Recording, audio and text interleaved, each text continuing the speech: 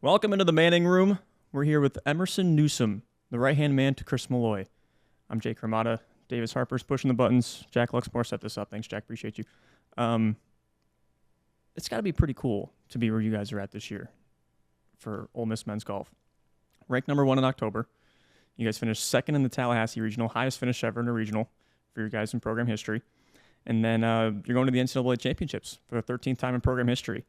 What's the excitement level like right now for you guys? Yeah, I mean we're pretty hyped up as a team right now. You work all year, and it's all for this week to make it to San Diego and have a chance to win a national title. And after coming up just short last year, I think everyone was hungry to get back to Oxford and go throughout the year. And like you said, to achieve a number 1 ranking, to have success, win a few tournaments throughout the year, and then the high regional finish is kind of just almost like it was supposed to happen. And so to finally be here, going to San Diego this week, the guys are excited and hoping for a good week.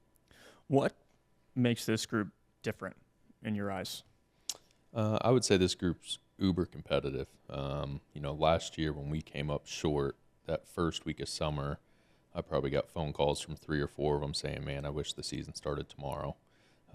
So last season left a sour taste in their mouth, which as coaches was good to see. We had the same feeling, but I think that uber competitiveness and, all trying to achieve that same goal is what kind of unifies this group and keeps them pushing forward throughout all the highs and lows throughout a season. Is it their maturity that stands out to you too? I know it's a pretty veteran group as well.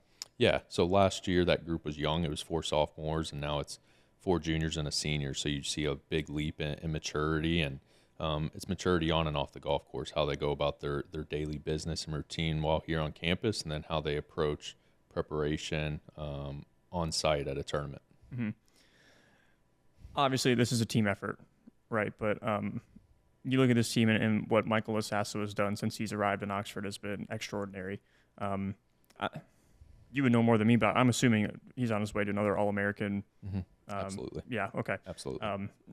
Obviously, it was last year. He's going to be this year, too. Your guys' relationship's pretty unique. He called you his lifeline earlier this year. I read that in an interview, and I want to know what your take is on your guys' relationship.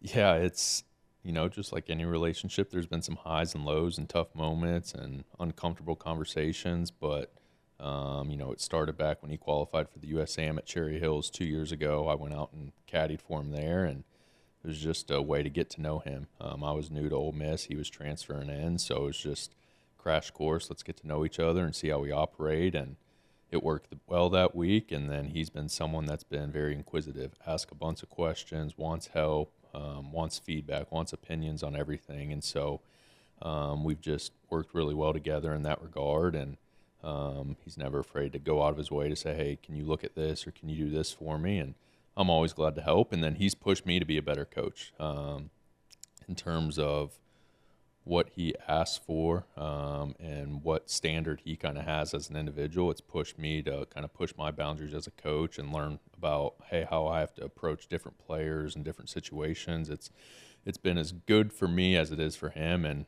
so I walk every round with him on the golf course. So there's some heated moments out there, as one would expect, but it's been a fun journey with him. And like you said, I'm his lifeline, I guess, but it's probably a little bit both ways. He helps me out a lot along the way. Maybe this is a lesson for younger golfers because they see a career like his, right? And you said it earlier in your answer that there have been some highs and some lows.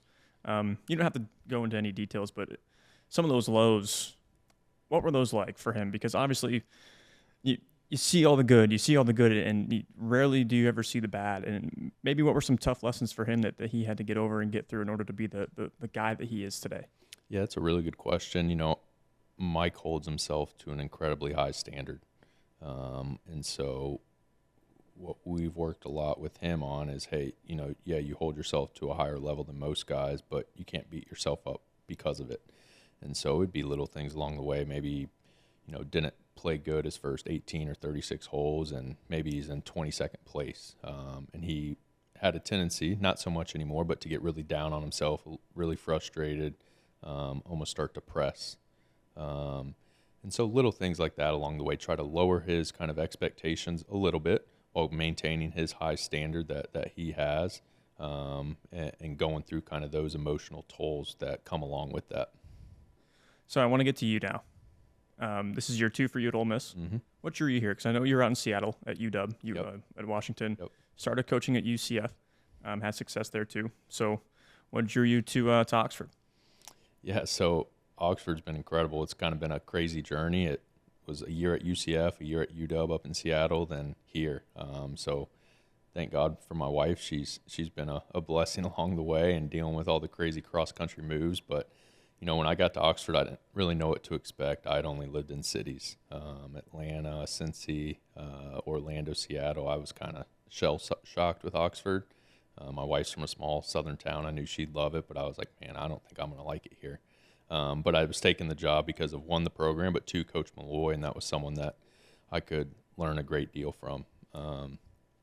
So the jump to Oxford's been great, and I've fallen in love with Oxford, and the people here are like no other place. So it's been a place that I'd like to stay a little longer and continue to do good things here. What's your relationship like with Coach Malloy? I think we have a great relationship.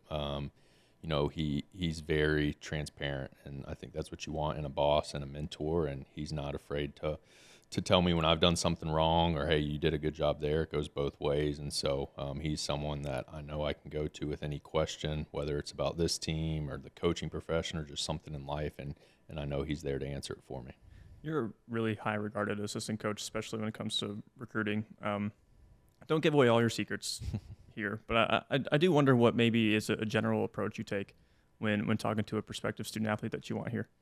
Yeah, I mean, my whole thing is it's all relationship based. I want to get so close to a guy that he can't tell me no. And I've heard other coaches kind of use that phrase before, but it all starts with relationships. If you can't have that baseline relationship where you can just pick up the phone and call someone and have a conversation, I don't think you're doing it the correct way. So that's my number one goal in recruiting, is build that relationship, and it starts with the individual first, and then kind of moves over to the family and other pillars in that individual's life. I'm kind of curious too, because recruiting's nonstop. Yes. Transfer portal's nonstop. It's open right now. I'm surprised your phone's not. Yeah, I'm going to be refreshing as soon as we're done here. So okay, we won't go in much longer, I promise. But how do you keep the personal life, the coaching life? Just how do you balance all this?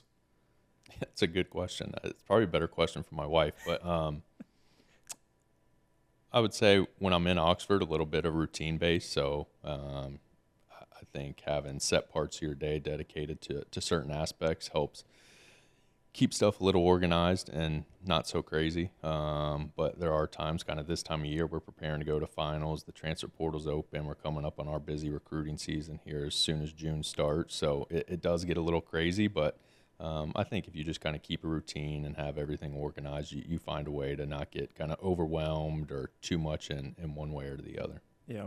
I want to get into, because you were a pro, you went to Cincinnati, 3-year captain, spent some time competing in the pro circuit too. Why make the jump to coaching? Was there a moment that you're like, you know what, I think coaching would be good for me, or what was it? Yeah, so after I was done playing professionally, I actually went and worked for a tech startup in Atlanta, and I was doing finance for them. So that was what my degree was in. Always thought as soon as golf was over, I like numbers. I'm going to go get in the corporate world and do that. And had a good job and was making decent money, but hated it. I was miserable and was just doing the same thing, looking at Excel every day, the same 10 Zoom meetings every week, and it just wasn't very fulfilling for me. And it was weird. I found myself in my free time either, 1, following college golf scores, or 2, for whatever reason, I don't know why I started doing this, but I would be on YouTube watching like coaches post-game interviews or golfers post-round interviews, not the actual highlights, but what coaches and players were saying. And so I was like, maybe there's something there. And my college coach, Doug Martin, had a profound impact on me, and he's kind of been a second father to me. And it was like, if I get into coaching, my whole goal is to have that same impact he had on me on one kid. Whether I coach for 5 years or 50 years, if I have that same impact on one kid, like, I'm good. And so I was living in Orlando at the time, working remote for the tech startup, and it just happened UCF's job was open, and I had known the coach from my playing days and just approached him and was like, hey, I think I'd be interested. And he's like, well, tell me what you do now and, what kind of life you live. And he's like, all right, I'm just warning you, that paycheck's going to look a lot different and your time's going to be a lot, a little more hectic in terms of dealing with young kids and going about and traveling a bunch. So it was a big jump, but it's one I haven't really looked back on. And it's been, every day is just a blast. I was going to say, it seems like it's fulfilling. Very, very much. So I'm from Ohio. We went to Cincinnati. I have to ask you what you think of Skyline Chili. Love it. I love it. Really? Yep. Which is weird from a kid from the South. I grew up in Atlanta, but I'm a huge fan. I was actually up in Cincy 12 days ago, and I had it while I was there for 48 hours. Oh, I had it once, Yep. and I wanted to hate it. Yep. But I thought it wasn't that bad. I think if you get it out of your head that it's chili, Yeah. I think it's a little more approachable. But here in the South, we're so used to chili's out of a bowl, and that's not so much what Skyline is. But I'm a fan. So what's your order? I get a small 3-way, a coney, and then a chilito, which is like the chili inside a burrito. So for those that don't know, Skyline Chili is very, I guess, controversial. Very much. I mean, in terms of Polarizing. Yeah. I don't even know how to describe it to people. I mean, how would you describe it to a non-Cincinnatian? It doesn't do Skyline any justice, but you can kind of think of it as like runny chili on spaghetti noodles. So that's not very appetizing. But you do that, and their cheese, I swear, is there's something special about it, and they just load way too much cheese on it. So if you're a cheese fan, maybe that'll get you across the finish line. But yeah. Okay, one last question for you, and I'll get you out of here. For a potential recruit, family that may be looking at Ole Miss because you guys are on a tear right now, what's your pitch to them to come to the SIP? Yeah, I would say the big thing is we're going to develop you. If you look at our guys, and since they've arrived on campus till now, both their world golf ranking and then their college ranking has skyrocketed, and you're going to get that from coaching from both Coach Malloy and I. We like to say we coach with truth. We're going to tell you how it is and be very transparent with you and not let stuff fester. And then on top of that, we have a competitive environment.